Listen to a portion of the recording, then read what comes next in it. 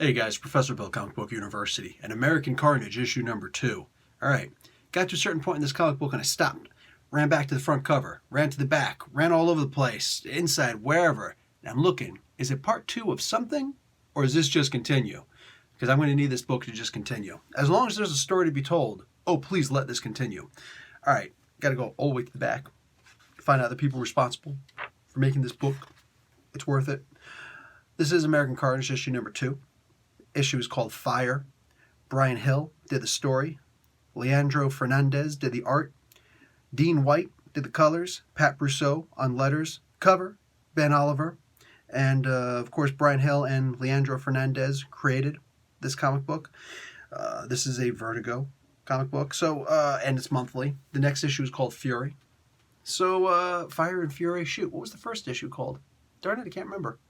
Anyhow, so, Richard, he's this dude, again, he's half black, half white, and he is asked on behalf of his friend who is in the FBI, whose partner was murdered, please go in and go deep undercover and find out about this dude who he actually is running this huge organization, but behind the scenes, oh, he's racist.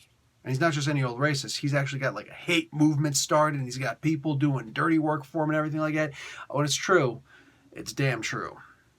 So we get to see this guy. What the heck is this cat's name again? I don't remember this girl's name. What? Darn it. It's hard to actually see the names of everybody in here. Win. Win. This guy, he's got so much going on, and he's a good negotiator. He's good at talking to people. He's good at getting things done. He's good at motivating people and influencing them to do what he wants. The thing is, the main way he does that is by driving passions. Now, when you stoke a fire too high, it can get burned, or you could get burned. The food could get burned. Your tent, the forest, could get burned. That's what happens when you stoke a fire too high. And in reality, there's not much else you could do but maintain it or feed it. You let it go out. You ever try and start a new fire? It's not that easy, right? So that's what he does. But he is still really smart. He's got a great amount of wealth, and he's got people who are willing to kill for him. Now, he didn't have to create these people, so he's not necessarily a cult leader, but he is a cult of personality. All right? He just found people who have like minds as him, but they're very depressed, very desperate, very down and out. There's nowhere that they can imagine for them to go. Remember, not everybody has an entrepreneurial mind. They just want to participate in a hard day's work for a fair day's pay. And that's the kind of people he gets. And then at the same time convinces them what they already believe, that it's the people below them that's the problem. The people who have it less fortunate than them, they're the problem, not the people above who are causing that. These are the kind of people who say, Mexican took my job. Well, Mexican can't actually take your job. What do? Go in with a gun? Tell the boss, give me his job or I'm going to kill everybody here. No, the boss said, yeah, I can hire this guy for cheaper than you. So you're gone, he's in. That's how it actually works. But it's hard to blame the people. But it's hard to punch up, right? It's hard to punch up. But that's actually what freedom of speech, the entirety of the First Amendment, was actually designed for.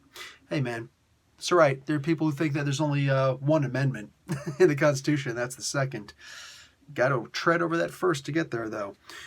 Anyway, as smart as this guy is, and he is smart, when Richard finally gets a chance to go in and meet him after getting into a fist fight with a dude who's just angry at the world, man, and just feels the need to prove his dangly size. Anyway, when Richard goes up to meet this cat, Win, he says, so who are you? He's, oh, I'm just white trash. I'm a drug addict. I'm this, I'm a that. Self-deprecation. Win calls him on it. He's like, I don't need you. I can't use somebody like you. You can just go out there with all the other rabble and you can just be a guy who carries a gun just like everybody else. A guy who burns a cross. A guy who's drinking beer, swells his belly, and kills the rabble that I don't want, the undesirables. All right? Because you're no different from them, and you're no different from them. He says, but you want to learn something? Read this. Now, this guy has published multiple books. He he's still on a book tour. And he hands him, not one of his own books, he hands him the autobiography of Malcolm X, which is not actually an autobiography, mind you. It is not actually an autobiography. Alex, probably should have looked this up. Can't remember the name of the guy who wrote the book. Alex, crap, can't remember. Anyway, he's the same guy who made Roots.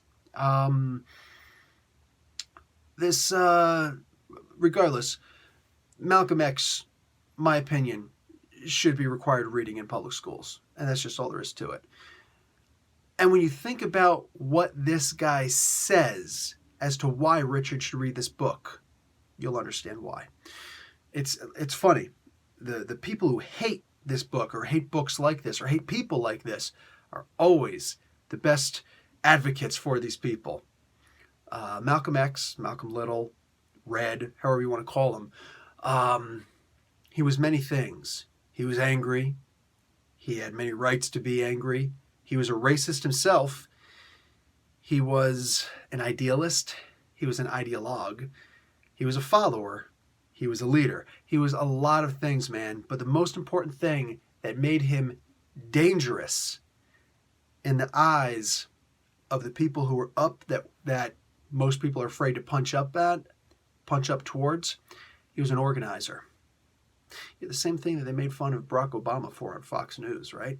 He's a community organizer. Remember when Rudy Giuliani was saying that? I mean, he's a community organizer. Shut up. So he's an organizer. And that's not an easy thing to do, to organize people, to be a leader. And he's saying, I want you to read this book because very few people in history have a book written about them, who have a book written about them, can tell you what it means to actually pull yourself up by your bootstraps when you don't have boots, you don't have straps, but to somehow work, get boots, and pull yourself up by those straps. Very few people in history who have a book can do that, and this is one of them. It's like, but you want me to read this trash, this black guy? Yeah. And you don't come back to me until you're more like him. Damn.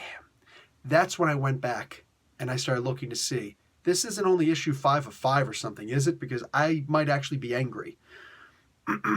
This is such a human story. This is not a bunch of people running around firing laser beams out of their hands. And make no mistake, I read a lot more than the big 2. I read a whole lot more than just the big 3. I will read anything that's out there. I will read superhero stories. I will read mystery thrillers like this, suspense books. I will read horror books. I will read sci-fi books, fantasy books, you name it. I'll read it. I'll read a rest. I can't speak. Little Carlos Mencia there. I will read a Western and love it. But there are very few books that exemplify what it means to just be a human than a book like this. See, even in a Western, they don't have superpowers. Think about that, though. Can you just ride through a town in a normal world and start bang, bang, bang, bang, shooting things up? Yeah, no. It's not actually how it works. And as much as we romanticize gang violence, that's not actually the way it works. Those people don't actually get away with that. You know that, right? So, this is a very human book because there are consequences, human consequences. By the time I got to the end of this book, I saw Richard in a conundrum that I don't know how he's going to get himself out of. He's not as smart or as successful as this Wynn guy. The thing is, if he's going to beat this guy, he's got to be a quick thinker. So think smart, but also think quick. And here's the first big test that he's got to go through. He's got to think quick and find a way out of this situation that he's in right now. Otherwise, the wrong person's going to get hurt.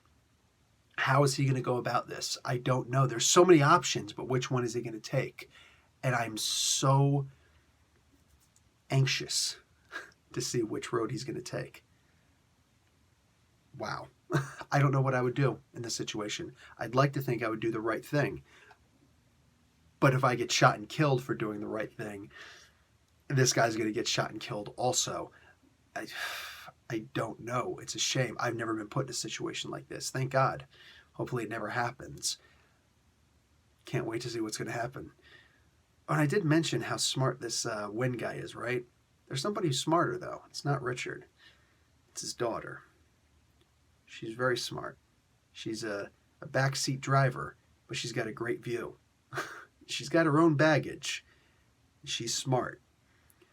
She sees Richard in a way that he actually wasn't seeing himself, but now he's kind of got to see himself that way.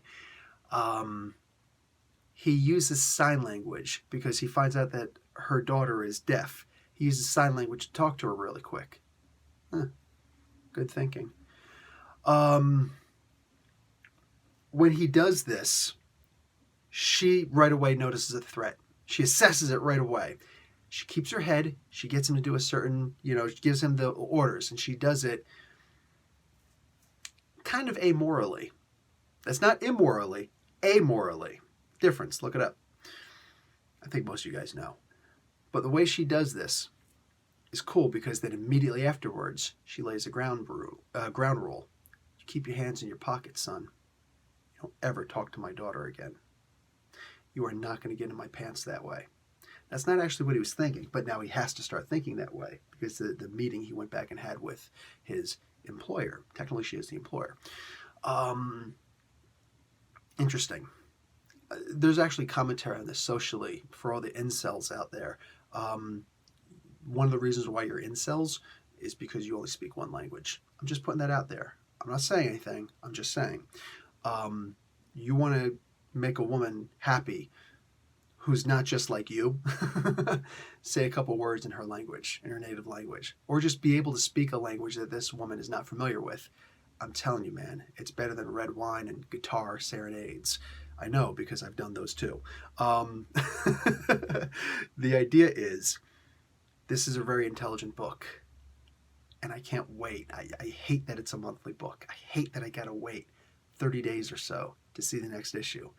Damn it, man. I can honestly say, you guys, I remember the first time I went in to go and see the Lord of the Rings, the first the Fellowship of the Rings, the Lord of the Rings, part 1 of the 3 Fellowship of the Rings books. When I went in there, my buddy Mark, who had read the books before me. I only read The Hobbit. I never read the other book afterwards. I never read Lord of the Rings. We're sitting in the movie theater. It's just about to start. He says, "I want you to know how envious I am of you." He's like, I said, "Why?"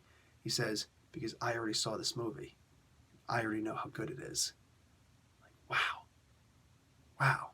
Excuse me. He said about the books. I've already read the books, and I know what's going to happen in this movie.